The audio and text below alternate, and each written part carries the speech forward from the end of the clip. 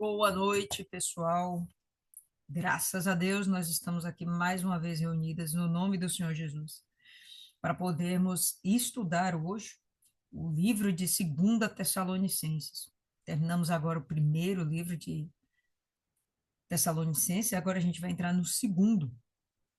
E nós vamos perceber que a temática principal de Segunda Tessalonicenses é alertar os tessalonicenses a respeito do dia do Senhor.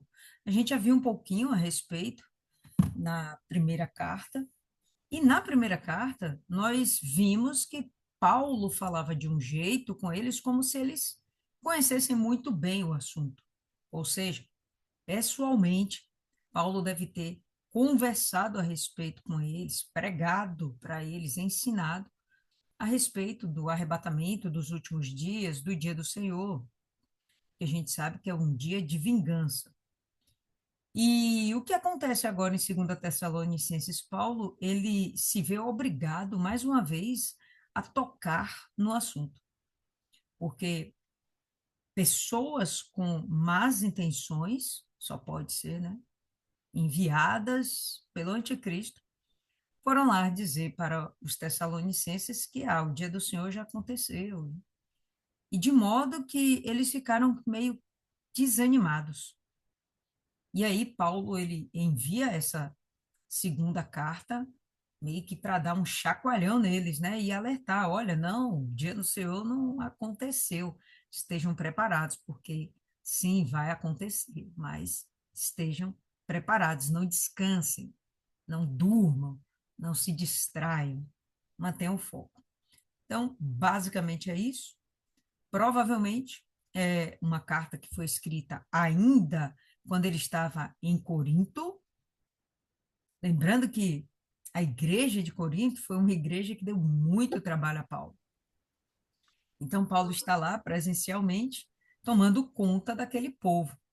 E, oportunamente, ele envia essa carta através de Timóteo para Tessalônica para sustentar a sua igreja. Assim como nós agora estamos buscando sustento espiritual através da palavra de Deus, usando essa carta que Paulo escreveu há tantos anos atrás, Paulo também tinha essa mesma intenção, sustentar espiritualmente, dar um alimento espiritual para os tessalonicenses que tinham se convertido a Cristo. E sem maiores delongas, vamos convidar o Espírito Santo para estar conosco mais essa noite.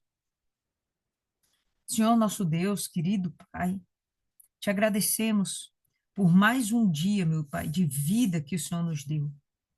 E queremos, meu Pai, mais uma vez nos colocar à tua disposição.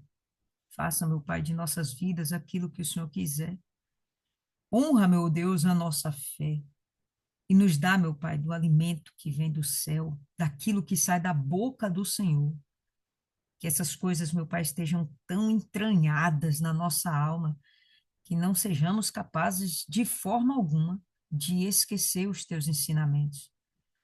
E que a gente ainda possa ensinar a muitos a respeito do Senhor. Que possamos renovar neles a esperança da salvação, até mesmo para aqueles que acham que não tem mais jeito. Mas sim, o Senhor veio para dar salvação a todos os homens.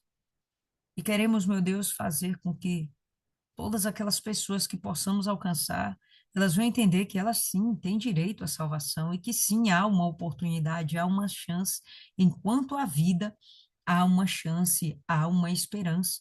Depende do nosso arrependimento, da nossa entrega. Que sejamos capazes, meu Pai, de falar isso com clareza para todas as pessoas que o Senhor nos colocar à frente. Que sejamos capazes de transmitir essa mensagem com carinho, com amor, com humildade, mas também com muita precisão e firmeza de espírito.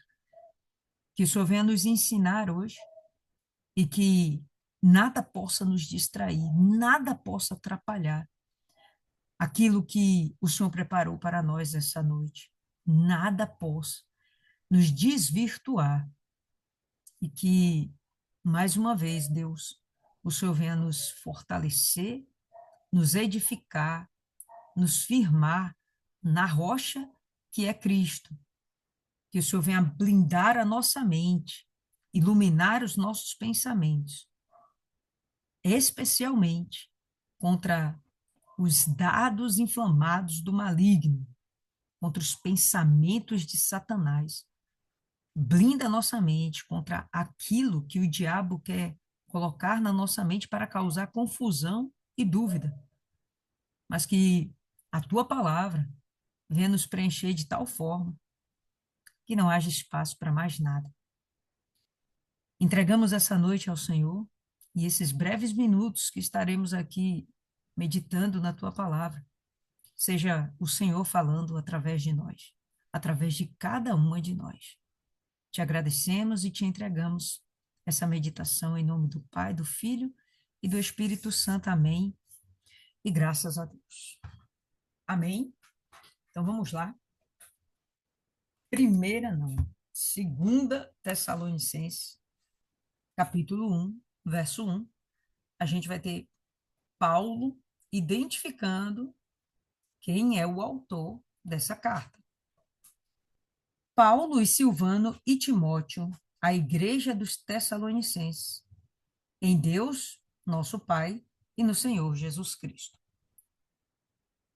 Paulo, ele divide, ele partilha a responsabilidade da escrita dessa carta, juntamente com Silvano, que nós sabemos que também é chamado de Silas, e Timóteo.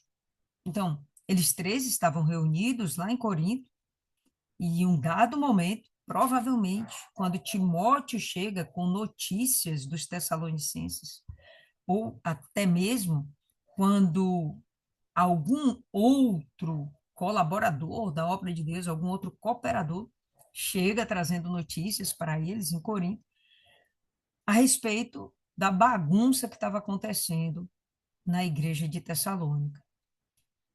Sempre é assim, povo lindo. Enquanto o Espírito Santo vem fazendo a obra de Deus, vem Satanás para semear o joio. Sempre assim. Então, Tessalônica não fugiu dessa regra. E acontece a necessidade de Paulo escrever a ele, já que Paulo não podia ir lá presencialmente, certo? Então, ele diz que a carta é da sua autoria, junto com seus demais companheiros, porém, nós entendemos que ele assume o mérito principal dos pensamentos que são expostos aqui nessa carta. Até porque essas revelações que Paulo vai transmitir para eles, Paulo mesmo que recebeu do próprio Jesus. Lembrando, não foi Silas nem Timóteo. Silas e Timóteo receberam de Paulo, mas Paulo recebeu do próprio Jesus. Então, a palavra mais forte, né, o recado mais forte é do próprio Paulo. E ele dedica essa carta à igreja dos Tessalonicenses. Não é qualquer um, é a igreja. Essa é uma carta de doutrinação, de exortação.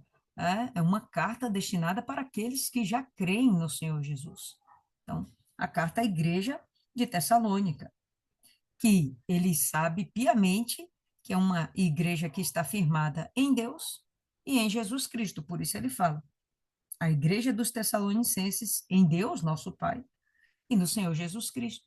A base dessa igreja, o fundamento dessa igreja é justamente Deus e a obra redentora do Senhor Jesus. Graça a vós e paz da parte de Deus. É uma forma de Paulo sempre, como é que fala? Sempre se aproximar, não é a palavra que eu quero usar, mas me foge agora. Mas, enfim, é a palavra que ele costuma usar sempre que ele escreve a algum público, né, alguma igreja. Ele deseja sempre a graça da parte de Deus, né, e a paz que vem também da parte de Deus. Graça a vós e paz da parte de Deus, nosso Pai, e do nosso Senhor Jesus Cristo. Devemos dar graças a Deus por vós sempre. Irmãos, como é justo, porque a vossa fé cresce muitíssimo, e a caridade de cada um de vós aumenta de uns para com os outros. Então, Paulo entende que ele deve ser grato pela igreja que foi formada em Tessalônica, por esses irmãos que se converteram ao evangelho. Ele deve dar graças. Por quê? Porque a obra de Deus está abundando. E no meio da obra de Deus, ele vai citar aqui, ó, a vossa fé cresce muitíssimo e a caridade, a obra para com o próximo, a caridade de cada um de vós aumenta de uns para com os outros. Então, há uma reciprocidade de cuidado de uns para com os outros. Os membros da igreja de Tessalônica não estavam esperando apenas que caísse do céu, que o governo desse, que alguém os ajudasse, não. Eles eram muito proativos. Qual é a sua necessidade, meu irmão? Ah, é essa, estamos juntos. Tá aqui, eu posso te ajudar nisso. Olha, minha necessidade é tal. Olha, eu posso te ajudar naquilo. E assim, a igreja, ela crescia. Quando ele sinaliza que a fé crescia, acho muito válido, a gente apontou isso algumas vezes, e acho muito válido refletirmos sobre isso mais uma vez. A fé, ela não é estática e ela pode sim crescer sempre mais e mais. Quando nós assumimos a nossa fé em Jesus, percebe, quando nós fizemos isso, nós tínhamos uma determinada força de fé, vamos dizer assim. E com o passar do tempo, o que aconteceu? A nossa fé fortaleceu, cresceu, se tornou mais ousada. E o que nós alcançamos até aqui não é nada diante daquilo que a fé pode ser, que a nossa fé pode atingir. É, por isso, o próprio Deus, ele se alegra ou ele tem prazer em nós por conta da manifestação da nossa fé. E quanto mais a nossa fé cresce, obviamente, maior é a nossa entrega a Deus, maior é a nossa dependência de Deus. E a gente faz isso sem medos, muito menor é o nosso temor. Se existe algum temor em nós, é de perder a nossa salvação. Não temos mais temores do mundo. Então, é importante a gente compreender que o nosso nível de fé, a graduação da nossa fé, ela tem que aumentar dia após dia. E isso só vai ser aumentado através do conhecimento da palavra de Deus, através da nossa comunhão com Deus, através das nossas experiências espirituais. Ele cita aqui uma experiência espiritual, a caridade, o amor ao próximo. É uma forma da nossa fé ser fortalecida, aumentada. Cada um de nós aqui já fez algo em prol de um próximo, de um irmão na fé, ou até de alguém que não conhecia a fé. E quando você foi recebido, quando a sua oferta de amor foi recebida, quando a sua palavra foi recebida, pô, aquilo te deixou mais forte, te deixou alegre, dá um regozijo, um prazer dentro da alma. E isso fortalece a nossa fé. Então, a fé, ela pode ser, sim, crescida e aumentada. Quando Paulo fala isso aqui, ele não está sendo retórico, ele realmente tem essa expectativa. Olha, Tessalonicenses, que vocês cresçam ainda mais. E essa palavra é o Espírito Santo falando para cada uma de nós hoje. Olha, eu espero que vocês cresçam ainda mais. Eu lhes fortaleço para que isso aconteça. Então devemos dar graças a Deus por vós sempre, irmãos, como é justo, porque a vossa fé cresce muitíssimo. E a caridade de cada um de vós aumenta de uns para com os outros, de maneira que nós mesmos nos gloriamos de vós nas igrejas de Deus. Então, nós estamos aqui em Corinto e estamos falando dos Tessalonicenses. E quando a gente for em Éfeso, nós vamos falar dos Tessalonicenses. Quando voltarmos para Jerusalém, nós vamos falar dos Tessalonicenses. A glória deles é o resultado que aconteceu em Tessalônica. Isso dá um prazer tal que aonde eles chegam, meu Deus, aquele povo lá é de fé. Olha, eles fazem isso, isso e isso. Acontece assim, assim, assim. Então, isso é a glória dos apóstolos manifestada naquele povo, naquela igreja. De maneira que nós mesmos nos gloriamos de vós nas igrejas de Deus, por causa da vossa paciência e fé. E a ideia de paciência traz consigo um sentimento de esperança. Aquele que tem esperança, inegavelmente, vai ter paciência. Paciência e esperança andam juntas. Quando a pessoa não tem esperança, aí vem a aflição, aí vem a agonia, aí vem a busca pelo resultado, porque não espera que aquele resultado venha através de Deus, naturalmente. A paciência que eles têm é de esperar as promessas de Deus se cumprirem. Se a pessoa não tem paciência, é porque ela não crê na promessa de Deus, no cuidado de Deus na sua vida, né? Na provisão de Deus, na cura de Deus. A pessoa perdeu a paciência. Ela, na verdade, está perdendo a fé. E ele vai dizer, então, né? Por causa da vossa paciência e fé, em todas as vossas perseguições e tribulações que suportais. Ainda que vocês sejam perseguidos, ainda que te maltratem, ainda que vocês precisem, às vezes, se reunir até escondidos, isso prova a fé que vocês têm. Isso prova o desejo que vocês têm de manter a comunhão com Cristo. Isso prova que vocês têm realmente uma fé inabalável, porque vocês creem na promessa e vale a pena correr todo esse risco por causa da nossa esperança, por causa da promessa de Deus. Estão entendendo? E em todas as vossas perseguições e tribulações que suportais. Isto é o sinal manifesto do justo julgamento de Deus, para que sejais considerados dignos do reino de Deus, pelo qual também sofreis. Interessante. Jesus, Deus, vai considerar dignos de entrar nos céus, dignos de participarem do reino de Deus, do governo de Deus, da autoridade de Deus sobre as nossas vidas.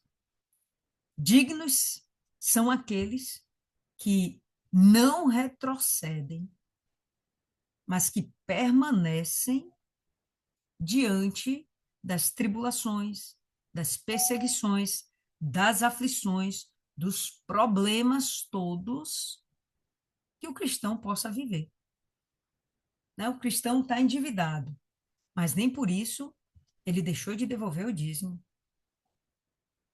O cristão, ele está enfermo, nem por isso ele deixou de ir à casa de Deus para cultuar o seu Deus. O cristão está necessitado, mas nem por isso ele remiu a sua mão de ajudar o próximo. Com o pouco que ele tinha, ele ainda ajudou mais alguém. Então, quando o cristão passa pelo sofrimento, pelas aflições, pelas dores e permanece com sua fé, sua confiança em Deus inabalável, permanece na esperança, resignadamente, pacientemente, esperando o cumprimento da promessa de Deus. Bom, a palavra aqui de Paulo diz que essas pessoas são consideradas por Deus dignas de participarem do reino de Deus. E aqueles que tiveram medo, que retrocederam? Quantas não são as pessoas que confessam para nós muitas vezes, muitas, tenho certeza que vocês já ouviram isso, não uma nem duas.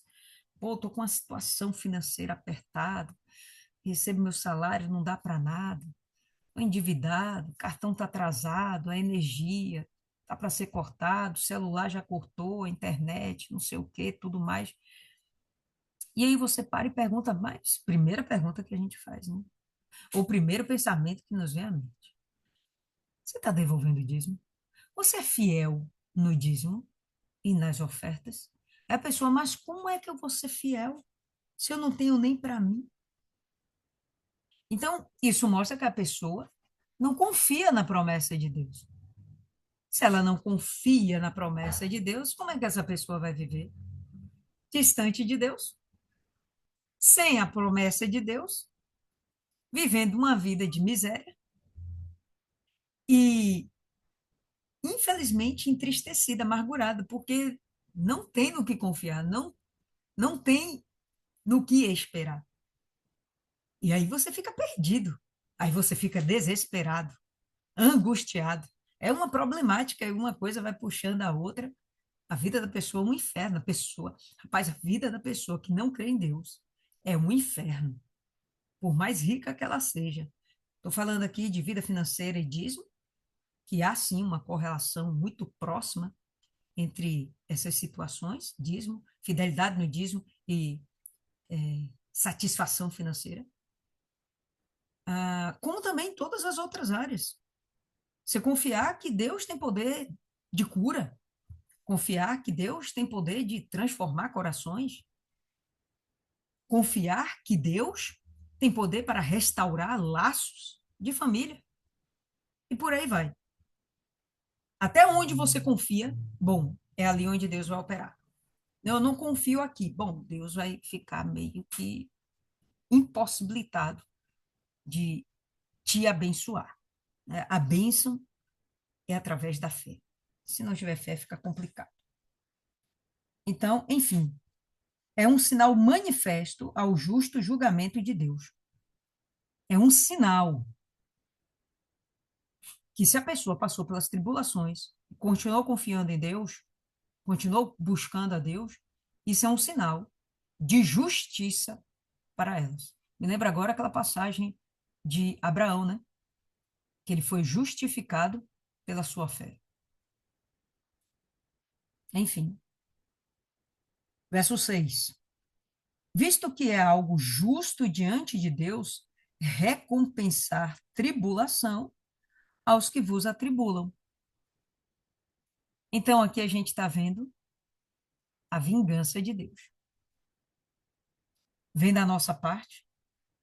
Não deve, não deve.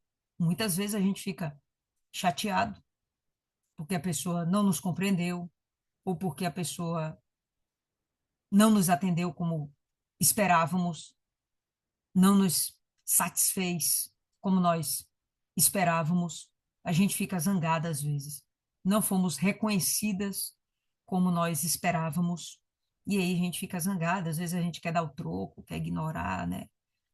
Quer bater, às vezes quer matar. Mas enfim, não é da nossa índole praticar a vingança. Pelo menos essa tem que ser a mentalidade do cristão. Não devemos buscar a vingança e não devemos ficar felizes com a vingança de Deus. Não, não é para tanto. Não é para a nossa alegria. É para a justiça de Deus. Vai haver o juízo e a vingança de Deus. E ele está deixando aqui, Paulo está deixando claro que vai haver um momento para isso. Assim como vocês, é justo que vocês entrem no reino de Deus, porque vocês estão suportando as perseguições e tribulações, é justo também que aqueles que vos perseguem, vos atribulam, sejam eles atribulados, sejam eles castigados. E aqui a gente vai ver um pouquinho mais a respeito desse assunto. Visto que é algo justo diante de Deus recompensar tribulação aos que vos atribulam. E a vós que sois atribulados, descanso conosco. Qual é a sua recompensa? Descanso. Com quem? Conosco, porque nós também somos da fé. É o descanso agora? Na terra, aqui, não, é o descanso depois. Aqui na terra, no mundo, teremos aflições. Mas quando chegará o momento do descanso, quando a gente sair disso aqui.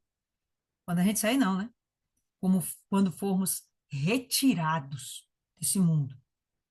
Quando a gente for para junto de Cristo, né? E a vós que sois atribulados, descanso conosco. Quando o Senhor Jesus se revelar desde o céu, com os seus anjos poderosos, em chama de fogo, tomando vingança dos que não conhecem a Deus e dos que não obedecem ao Evangelho de nosso Senhor Jesus Cristo. E aqui ele já aponta qual vai ser a vingança de Deus. A grande tribulação. Quando Jesus vier, ou melhor, vou abrir aqui outro parênteses. Esse momento que ele fala é o momento quando Jesus vem ao fim da grande tribulação, onde aqueles que perseguiram os que creram, aqueles que afligiram os que creram, eles vão ser eliminados, eles vão ser mortos. A gente viu em Isaías que essa mortandade vai ser tão absurda que os montes estarão encharcados de sangue. Os montes minarão sangue, tamanha mortandade que será. E ele está dizendo que nós, os que cremos, estaremos em descanso. Sabemos que, quando Jesus voltar com seus anjos, com fogo, para julgar o final da grande tribulação, nós viremos com ele também. Teremos o nosso propósito. A gente vai vir para auxiliá-lo no governo do milênio. Mas ele, com os anjos, vão vir trazendo juízo, mortandade para todo aquele que não conheceu a Deus e não conheceu porque não quis, e aqueles que não obedeceram o evangelho de Cristo. Então, quando as pessoas não obedecem o evangelho, é uma decisão. Eu não quero obedecer. Se é uma decisão, eu não quero obedecer, você pelo menos conhece o evangelho, correto? É de se supor isso. Eu não obedeci porque eu não quis, mas eu conheci. Eu não obedeci porque eu desconhecia. Eu não obedeci porque eu não quis.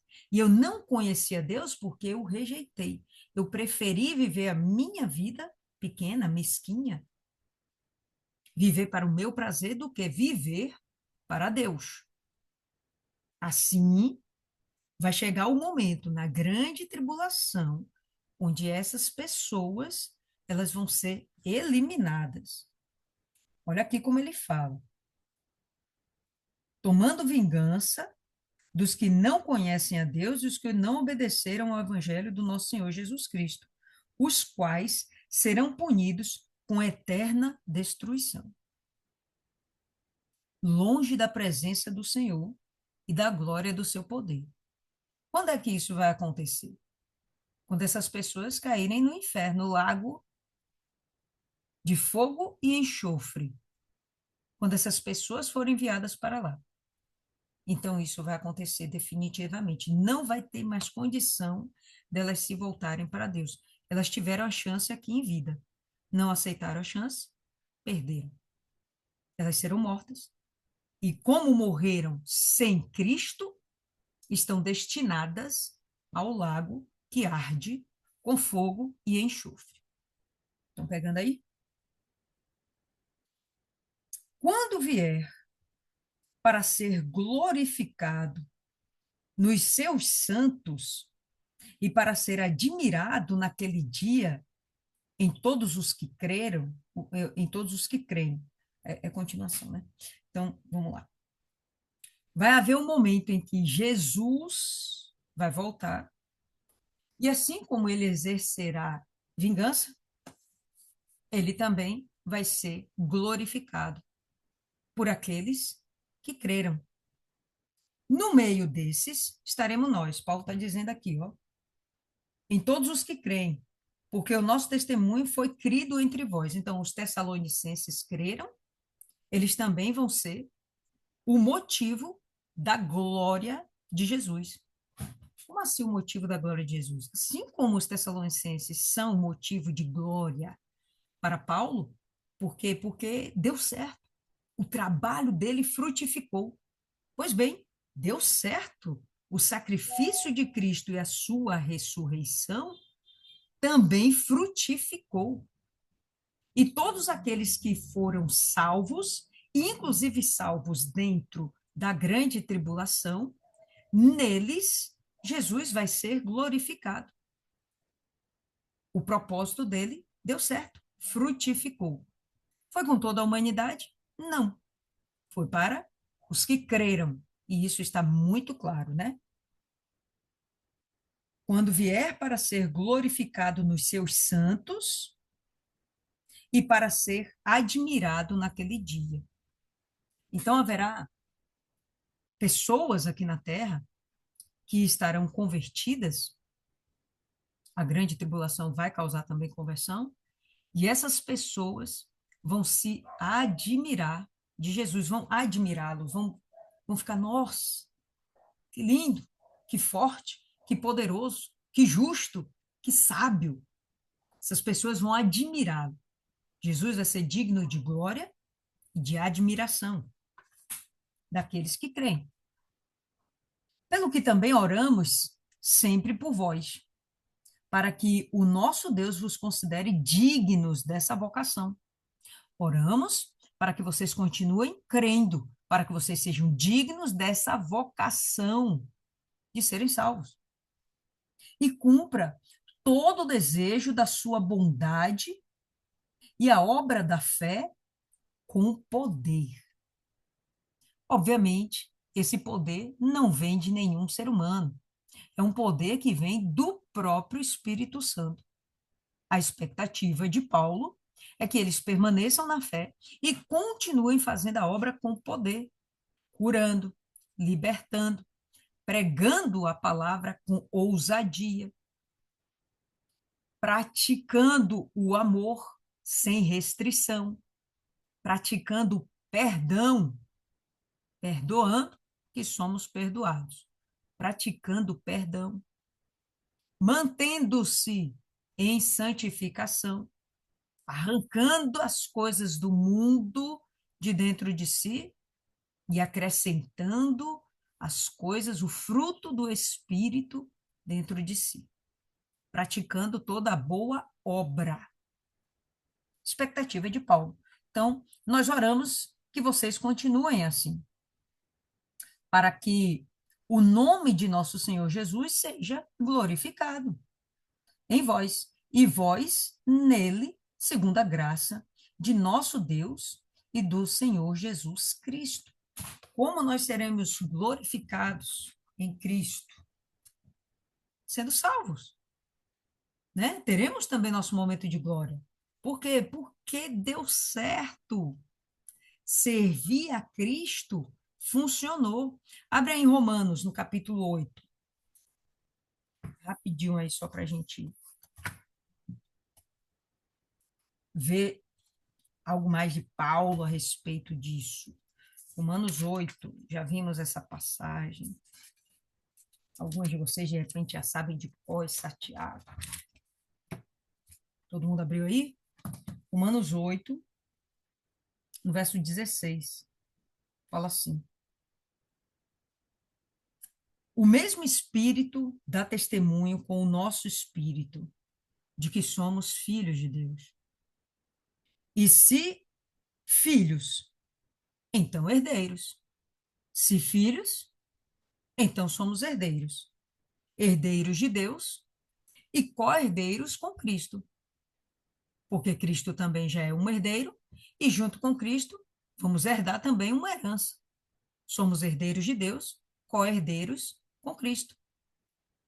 Se sofremos juntos, também seremos glorificados juntos. Porque eu considero que os sofrimentos, as aflições desse tempo presente não são dignos de serem comparados com a glória que há de ser revelada em nós. Qual é essa glória que há de ser revelada em nós?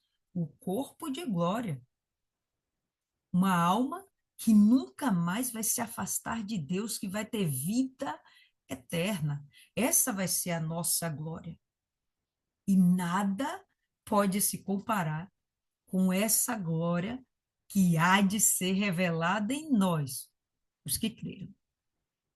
Então, pessoal, é isso aí, Tessalonicenses, 2 Tessalonicenses 1, é um capítulo bem pequenininho, e a gente vai ver que esse texto vai ficar um pouco mais denso no próximo capítulo, com coisas, inclusive, que vamos aqui discutir, debater um pouquinho, que são coisas que a igreja de hoje não é conclusiva a respeito do assunto.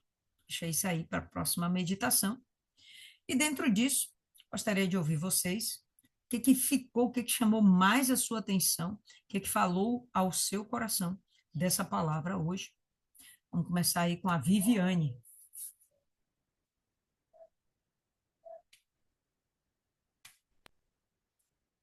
Boa noite. Estão conseguindo me ouvir? Está Eu muito tô com baixinho, mas a gente ouve. baixinho. E agora tá melhor que eu tô conseguindo. Você está com fone de ouvido? Tenta botar o microfone na boca. Não, tô com fone longe, só tá no ouvido. Vê aí, tá dando para É, ouvir, tá dando para ouvir, vá. pra ouvir, né? Pronto, gente. O que ficou para mim mais foi falando sobre a paciência, né? A esperança, as tribulações que nós passamos, que nós temos que perseverar, né? Hoje me chamou assim muita atenção, assim, algo que a gente tenha passado, né? Assim, exemplo. A gente está passando por algum problema, né? Que a gente venha perseverar na oração, porque na insistência é que você vai alcançar a promessa. Porque às vezes a gente não enxerga, né? A gente não enxerga, só vê problemas, e não enxergamos que a gente vai alcançar aquela promessa. Mas a gente tem que permanecer, né? Insistir. É a mesma coisa de uma ferida, né? Que você está tratando.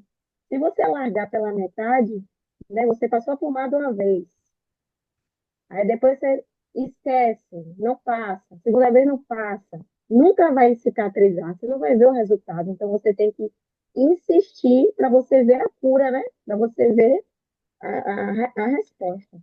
Então, me chama a atenção muito disso. E outra coisa também aqui, de que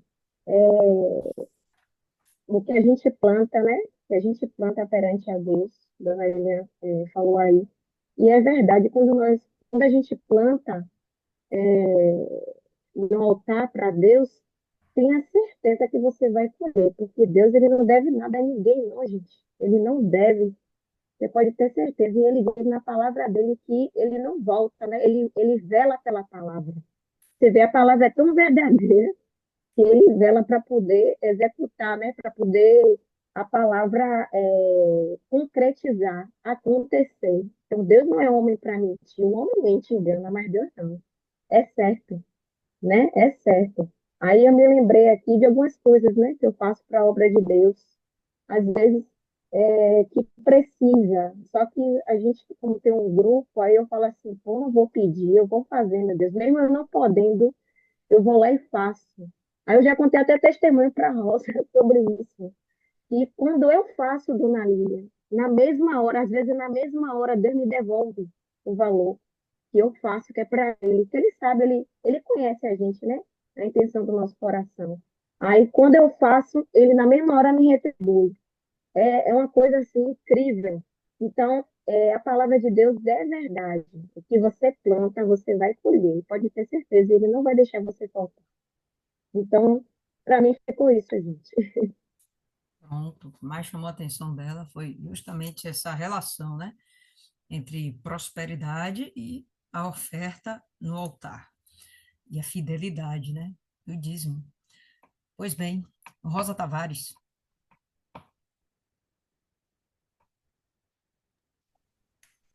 o que me chamou a atenção foi, em todo o capítulo me chama a atenção, mas a alegria, o contentamento, a satisfação de Paulo. E como um responsável por rebanho aqui embaixo, ele ele estava observando o cuidado, a vida e o progresso dessas pessoas com Deus, porque para quem lidera uma igreja, né, por menor que seja, quando um pastor vê uma igreja fraca, membros sem zelo, né, aquele pessoal ali que realmente é complicado, a conversão não progride, deve ser doloroso, né? Porque o interesse de uma pessoa de Deus, de um servo de Deus, é ver o resultado, e nem sempre esse resultado vem com tanta eficácia, vem com tanta, não tem aquele retorno como a pessoa gostaria, né? Então é prova de que há uma resistência, a pessoa não entendeu, precisa de libertação, precisa abrir entendimento, enfim. Tem pessoas que o processo é mais rápido e tem outras que demora, tipo como doses homeopáticas a mudança. E o pastor ele se preocupa, né? O responsável por aquelas almas, o anjo da igreja se preocupa, porque sabe que a gente não tem muito tempo e todo cuidado é pouco. E ver uma igreja assim deficiente deve ser muito frustrante, né? Deve ser bastante ruim. E ele aqui está falando com toda a alegria do progresso dos Tessalonicenses. Dá para perceber aqui o quão ele fica satisfeito, maravilhado, né? Porque ele sabe que não há outra, e a partir desses a igreja vai crescer, a partir desses, né, o processo vai acelerar do crescimento do evangelho. E essas pessoas, no momento, até agora, estão, assim, se apresentando bem com Deus. Que ele podia dizer assim, não, esses aqui estão salvos e continuando assim, tendo zelo pela sua própria vida, esses aí vão chegar lá. E aí vai ajudar também o evangelho, né? Outras pessoas. É uma satisfação de quem preside, de quem está responsável à frente do trabalho. O resultado, enfim. Bacana aí sua observação. E a preocupação de Paulo realmente com a permanência é porque ele sabe que a coisa é séria. A pessoa pode desviar, pode cair na fé, pode se afastar de Deus.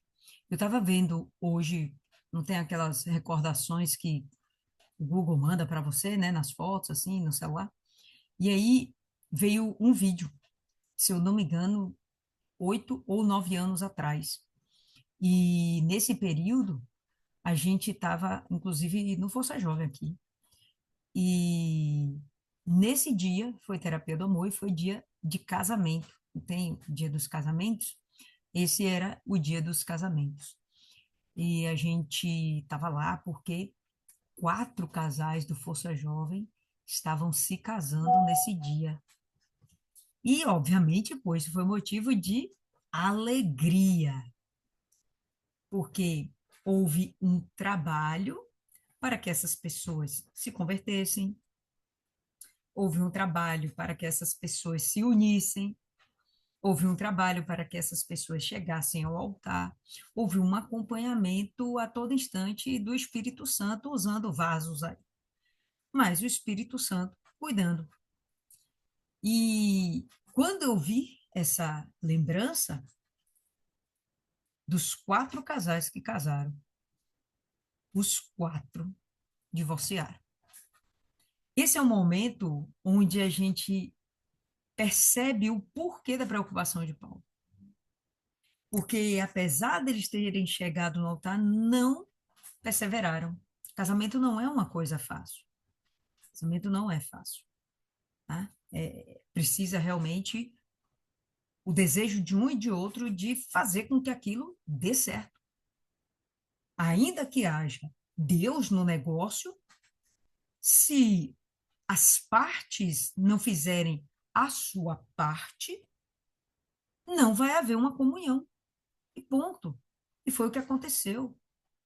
Então, a esperança dos pastores que estavam na época cuidando da gente era que essas pessoas permanecessem até hoje.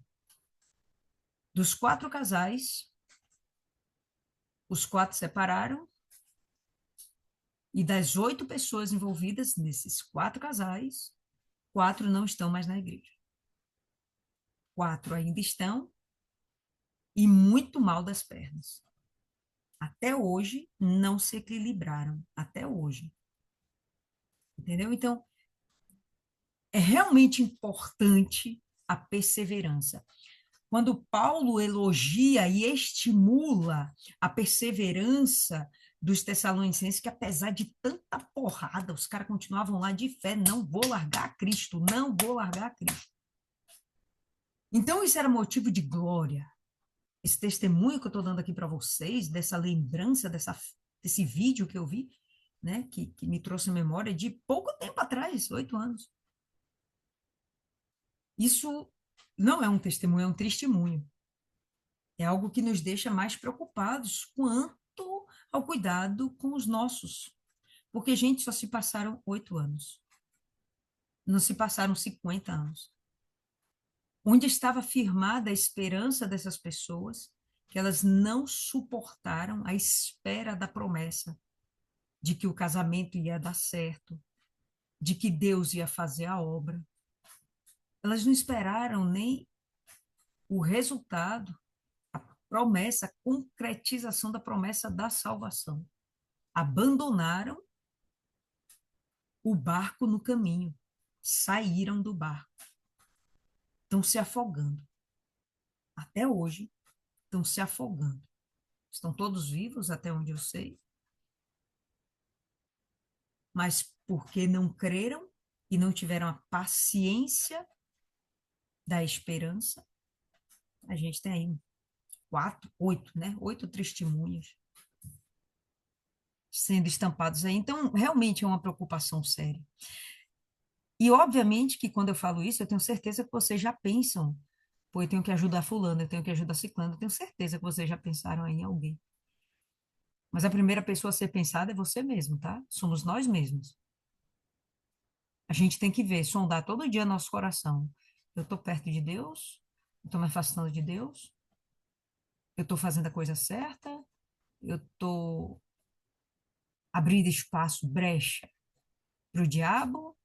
Eu estou vivendo meia verdade ou eu estou vivendo na verdade? A gente tem que fazer esse reconhecimento todo dia. E quando a gente descobrir que tem alguma coisa que está dando problema, que é um problema, que está encoberto, que parece que ninguém está vendo, bom, o diabo e Deus estão vendo. E você tem que chegar lá e remover essa desgrama, né, da sua vida. A gente tem que fazer isso. Perseverar.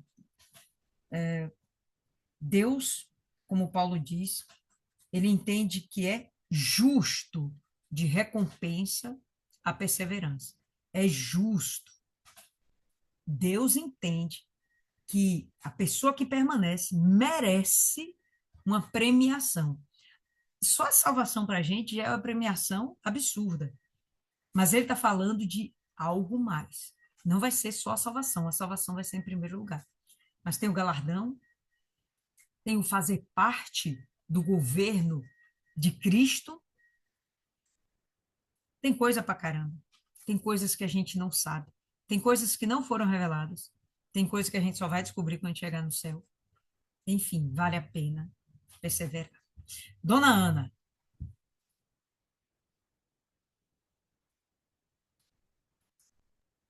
Boa noite. Boa. Eu e me chamou assim, aliás, todo o capítulo é interessante, muito interessante, mas o que me chama mais assim, a atenção é o 7, o 8, o 9 e por aí vai. Porque quando o Senhor Jesus vier para buscar, né, para buscar a igreja, os que creram em Deus e em sua palavra será de alegria e de muita tristeza, angústia para os que o rejeitaram. Rejeitaram conhecer a Deus, os que desprezaram. E hoje tem várias oportunidades, várias mesmo, através da mídia aí, evangelização de rua, mas mesmo assim as pessoas têm uma resistência a conhecer a Deus. Hoje em cada bairro tem uma igreja, tem alguém levando a palavra de Deus, tem escrito nos morros, nos montes, aí conhecereis a verdade vos libertará. Porque eu estava dentro de uma igreja,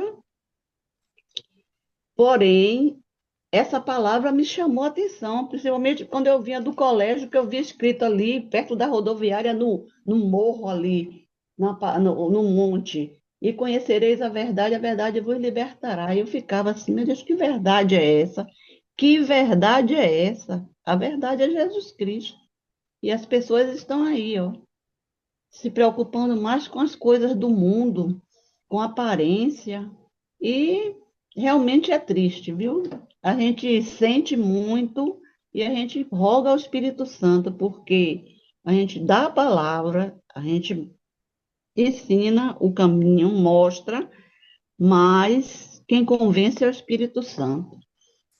A gente tem que ter paciência mesmo, perseverar, não esmurecer, porque a gente sabe que é uma cegueira espiritual.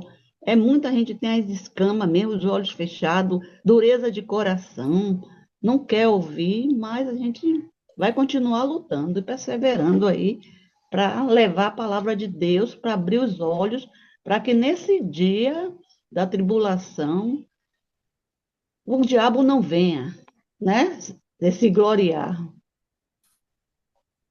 Perfeito. Concordo com a senhora. Quem tem que se gloriar vai ser Jesus, É, porque nós cremos. Quem tem que se gloriar é Ele. E nós, porque seremos é, salvos, né? Sem dúvida. com certeza. Abra aí, povo lindo, em Isaías, capítulo 2, para a gente tocar um pouquinho mais de terror na história. Isaías, capítulo 2. Rapaz, Deus é amor. Mas tem o dia da vingança do nosso Deus. Todo mundo aí já? Isaías 2, no verso 10. Entra entre a rocha e esconde-te na areia, por temor do Senhor e pela glória da sua majestade. Os olhares altivos do homem serão humilhados. A arrogância dos homens curvar-se-á, e o Senhor unicamente será exaltado naquele dia, porque o dia do Senhor dos Exércitos será sobre todo aquele que é orgulhoso e arrogante, e sobre todo aquele que é elevado, para que seja humilhado. Lembra quando meditamos nisso aqui? Ele está falando justamente sobre o momento da grande tribulação e por que não também pensar no juízo final. Interessante que quando a gente tem a grande tribulação, a gente vai ter pessoas que vão se converter lá, sabemos, inclusive os judeus. A nação dos judeus, a nação de Israel vai se converter. Terão os selados de Deus, 144 mil, que vão correr a terra pregando Jesus, pregando a salvação. Mas, ao final de tudo, haverá pessoas que não vão querer conhecer a Deus, vão rejeitar o evangelho, não vão obedecer o evangelho de Cristo. Quando Jesus volta, Jesus vai eliminar todas essas pessoas, porque no milênio não vai entrar hipócrita, pecador, enganador, não vai entrar ninguém que não seja cristão, que não creia em Cristo Jesus como Messias e Salvador das nossas almas. Não vai entrar. no milênio não vai entrar. Então, quando a palavra diz que Jesus vai vir com seus anjos poderosos, com fogo, vai vir para destruir geral. Não vai ficar uma alma incrédula para contar a história. E aí começa o milênio. O milênio vai começar com o povo santo que está no céu, nós, que seremos arrebatados. Nós, que não vamos passar pela grande tribulação. O milênio vai ser instaurado, nós estaremos aqui reunidos para ajudar no governo, na administração dessa terra, dos povos convertidos que aqui estarão, e teremos 1000 anos para que novas gerações sejam formadas, concorda? O povo vai continuar se casando, gerando filhos, formando famílias, e outra, não vão morrer cedo, vão poder viver 1000 anos até. Não vai ter morte assim, né? Lembra quando Isaías mesmo, nós lemos que aquele que morrer com 100 anos será considerado como se morresse um bebê. Então as pessoas vão viver muito.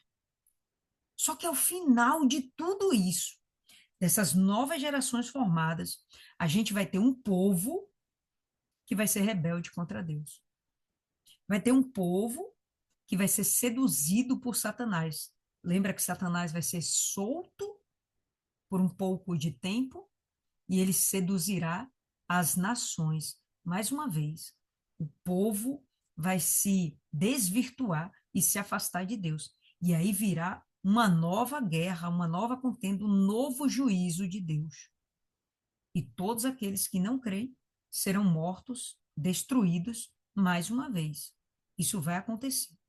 Tá? Então, esse momento aqui onde Isaías fala de destruição, ele está citando um momento que nós podemos entender como o final da grande tribulação, ou a grande tribulação como um todo, inclusive, e também esse momento do juízo final mesmo.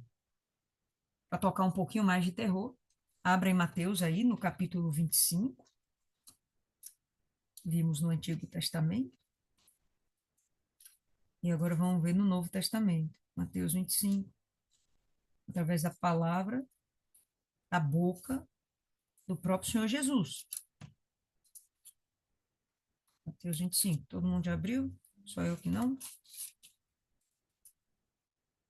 Aqui. Mateus 25, vamos no verso 41. Então dirá também aos que estiverem à sua esquerda: Apartai-vos de mim, malditos, para dentro do fogo eterno, preparado para o diabo e seus anjos. O fogo eterno não foi preparado para homens. O fogo eterno foi preparado para o diabo e os seus anjos, os anjos que caíram no papo de Satanás. Porém, aqueles que se colocaram como incrédulos, perseguidores de Cristo, apartai-vos de mim, malditos, para dentro do fogo eterno, preparado para o diabo e seus anjos. Pula para o 46. E irão estes para o castigo eterno, mas os justos para a vida eterna. Então, não há escapatória da condenação de Deus. Morreu, perdemos a chance. Perdemos a chance. A nossa chance é quando estamos aqui. E se aqui nós decidimos seguir a Cristo, então os justos irão para a vida eterna. E não há escapatória também da vida eterna. Acabou. Entrou, resolvido. Resolvido. Para finalizar aí, ó, Dona Cida. E aí, Dona Cida, por favor, aí a senhora faz a oração final.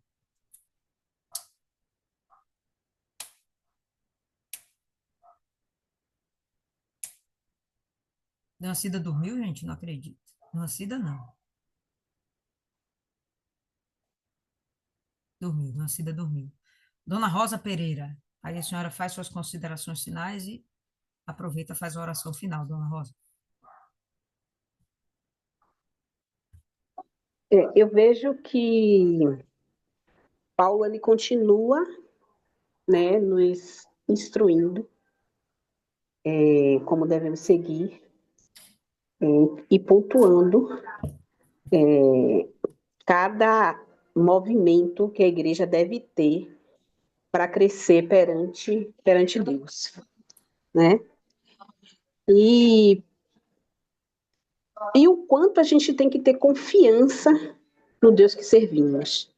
A gente sabe que as tribulações ela vêm e a gente vê isso muito na igreja com as pessoas que não perseveram e acha que Deus ele faz mágica. Aí eu entro na igreja, vou lá, faço minhas orações, dou meu dízimo, dou minha oferta e daqui a pouco a minha vida muda.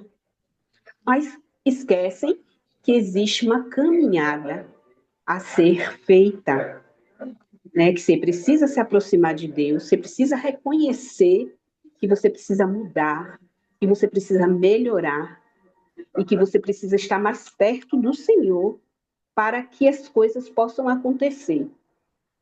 Muitas pessoas fazem moeda de troca, acha que é troca, né? Eu vou fazer isso aqui e logo, logo Deus vai me abençoar. E não é bem assim. E quando eles veem que não acontece da maneira que eles acham, eles vão embora. Eles vão embora, eles não conseguem entender, né? Eles murmuram, eles não aceitam, eles não entendem porque eles estão sofrendo aquilo tudo e que ao invés de melhorar, as coisas estão sendo mais apertadas, né? Porque quando a gente começa a estar com Deus, a gente sabe que começa tudo ficar mais difícil. E essa falta de compreensão, eu digo que é preciso estar na palavra, é preciso você buscar na palavra, é que faz com que eles abandonem a fé, não perseverem. Eu acho assim interessante porque assim, ó, eu tenho uma causa na justiça que tem 16 anos. E eu estou lutando. Eu ganhei essa causa desceu para a vara, para ser feito o cálculo e eu receber. Dentro dessa vara, ela tem 4 anos. E depois de tudo isso, como é banco, eles começaram a propinar os meus advogados. E eu já troquei de advogado várias vezes. E aquele advogado que deveria lutar pela minha causa, está lutando pela causa do outro. E aí eu troco de advogado e aí eles vão e fazem propina, e o advogado que era para estar comigo já se voltam a favor deles. E nisso tudo, o que é que aconteceu? O juiz arquivou o processo sem fazer os meus cálculos. Então, se eu não fosse da fé, o quanto eu tenho fé em Deus, eu tinha desistido. E eu sempre digo, está arquivado. Hoje, quem está advogando o meu processo é a minha cunhada. E ela disse, eu já paguei as custas para trazer o seu processo de volta, mas já tem mais de 30 dias que está lá. E aí eu digo assim a Deus, eu confio no Senhor, a última palavra é sua, e ela vai acontecer conforme o Senhor quiser. Então eu não sei, nesse desenrolar dessas documentações, o que o Senhor vai fazer, mas eu sei que o Senhor vai fazer. Porque a justiça, ela prevalece no meio dos seus servos. E eu entrego, e eu descanso. E isso é uma forma de eu perseverar, porque se eu fosse outro, eu dizia, acabou, já era, perdeu. Entendeu? Então, assim, e tem problemas de pessoas na igreja que são problemas pequenos e que elas resolvem e abandonam a fé e vai embora. Então, eu vejo essa preocupação e esse cuidado de Paulo de estar alimentando, mostrando o caminho. Ó, é assim, faz, persevera, vai com fé. A gente passa mesmo por perseguições, aflições, tribulações, mas Deus está lá, ele vai te ajudar, vai sair, vai resolver. Mas a gente sabe que o ser humano ele é imediatista, ele quer tudo para ontem. Entendeu? Então, eu quero lá ajoelhar no altar, orar, e amanhã eu receber minha bênção. E a gente sabe que não é assim. Que a gente tem uma caminhada a seguir. Porque Deus não vai lhe dar nada se Ele não conseguir te modificar. Que você não consiga ver e enxergar. Foi Deus que fez. Eu preciso estar com Ele. É com Ele, não é com o homem. O homem não faz nada. E eu sempre digo, Deus, Ele usa o homem. Porque Ele não pode descer aqui e fazer tudo. Então, Ele usa quem Ele pode. Eu sempre digo assim, Senhor, o Senhor tem seus anjos, que o Senhor tem legalidade para usar, para ajudar, para resolver. Mas eu entendo que não é o homem que faz, é que é ele que faz. Então, ele precisa organizar tudo, organizar você por dentro. Porque se ele não organizar você, ele não tem como fazer nada. Se você não for para ele, ele não tem como te ajudar, ele não tem como fazer nada por você. Hoje eu estava conversando com um rapaz e que ele está com a vida toda atribulada. A mulher botou para fora, o filho está doente, ele não deixou ele tirar as coisas dele, ele está 2 dias com a mesma roupa. E assim, é uma pessoa que eu venho evangelizando há meses e dizendo a ele, o que você precisa fazer? Ah, eu preciso ir para Deus. Às vezes eu passo na porta da igreja e me dá vontade de entrar. E por que você não entra? Deus não pode fazer nada se você não colocar seu pé. Ele vai botar o chão, mas você tem que colocar seu pé. Qual o primeiro passo? Aí ele é ir até Deus. Então, cara, tá na hora. Pô, já passou até da hora. Vai sofrer mais? Vai descer mais? Deus quer reestruturar a sua vida, mas se você não quiser, ele não pode fazer nada. Entendeu? Então, aí você vê aquela pessoa chorando, acabada, mas não se dobra para Deus. É muito difícil. A gente vai, eu sempre estou orando, todas as vezes que eu encontro ele, ele fala tudo o que está acontecendo na vida dele. Mas ele não toma nenhuma decisão. Entendeu? E a gente vê isso dentro da igreja, e essa preocupação de Paulo, desse acompanhamento, que ele sabe que a qualquer momento a pessoa se desvirtua e vai embora. Quer dizer, você tem que ficar ali acompanhando, observando tal. A gente tem uma menina do grupo da gente, a menina saiu, a menina voltou, a menina saiu, a menina voltou. A gente já foi, conversou com ela, tentando fazer o resgate. Aí você vai perguntar a ela, eu estou ótima. Você entendeu? Então, assim, ó, é preciso a gente reconhecer que a gente precisa desse socorro, que a gente precisa dele.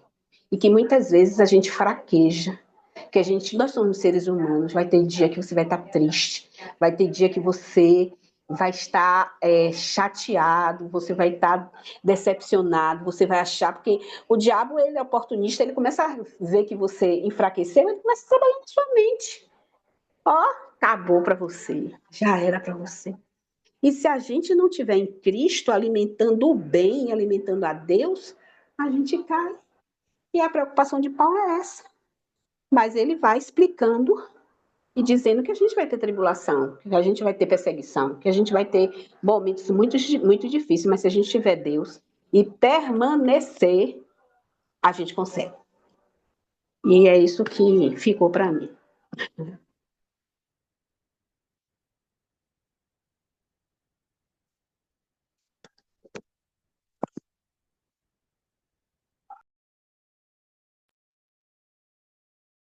Tá,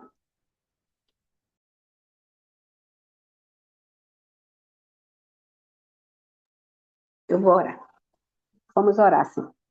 Senhor, meu Deus e meu Pai, primeiro nós te agradecemos, meu Deus, por esta palavra, por esse direcionamento, porque o que precisamos do Senhor é de direção. Precisamos, Senhor, é abrir os nossos olhos, porque a cada dia que nós vivenciamos, um novo dia vem uma nova guerra. E a gente sabe que essa guerra ela vem todos os dias. E se nós não estivermos, Senhor, preparado na tua palavra, a gente se perde. E nós precisamos também ter um olhar para o outro, para que nós possamos enxergar que aquele outro precisa de socorro, precisa de uma palavra. E nós precisamos ser o seu instrumento para que possamos jorrar para eles não se perderem. Não é uma coisa fácil, Senhor. É difícil, mas a gente sabe o caminho. E o caminho é, cada vez que a gente se sentir fraco, que o Senhor esteja lá, a gente entra em oração e o Senhor venha nos revestir, nos avivar, para que nós possamos seguir em frente. O que pedimos ao Senhor é que o Senhor segure nas nossas mãos e que a gente possa seguir dentro da sua santa e gloriosa vontade. Porque a nossa vontade, ela não tem que prevalecer, e sim a tua. Então, eu entrego, meu Deus, as nossas vidas nas tuas mãos. Entrego, meu Deus, a nossa família também nas tuas mãos. Que o Senhor, meu Deus, possa trazê-los, aqueles que ainda não são do Senhor, mas que o Senhor possa trazê-los para perto, porque sabemos que quando o Senhor escolhe um, esse um, a família toda ela vem, porque o Senhor trabalha. E devemos perseverar, nos dá perseverança, sabedoria, nos dá entendimento espiritual, para que possamos seguir adiante. E que a nossa luta e a nossa batalha, o Senhor esteja lá, presente, a gente sinta que a gente precisa cada vez mais do Senhor. Então eu te entrego, meu Pai, cada um deste grupo, entrego também aqueles que não estão aqui neste momento por algum motivo, que o Senhor venha cuidar, proteger, ensinar, que o Senhor, meu Deus, possa direcionar, que a gente precisa da tua direção. E o Senhor, meu Pai, blinde as nossas mentes, para que Satanás não venha entrar nos nossos pensamentos. Que a gente possa repreender, porque o Senhor Jesus nos deu autoridade para repreender esse mal. Então, eu entrego essa noite nas tuas mãos, te agradecendo com toda gratidão. Muito obrigado, meu Pai, por tudo e por essa meditação. Continua conosco, que nós tenhamos uma noite agradável na presença do Espírito Santo. Em nome do Pai, em nome do Filho e em nome do Espírito Santo. Amém.